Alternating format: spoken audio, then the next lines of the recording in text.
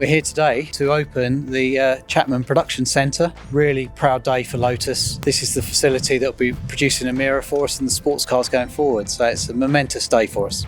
To be there together with my sister Jane, who was at the opening of the original factory in 1966. To remember both my father and mother Hethel, who passed away last December, that did make it very poignant. And now Lotus is going through another extraordinary change into becoming a global automotive manufacturer.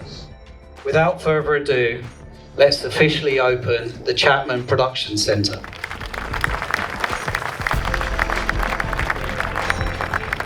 It's certainly exciting. It's a future factory, so can be adjusted for the new exciting models coming along.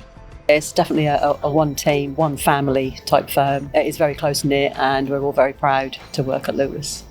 To go inside and to see what has been created, the level of technology and productivity that is evident just from looking at it from the viewing balcony is really exciting. It's what's needed. The volumes are going up, and clearly a major investment has been made, which is very good news for the Lotus marque.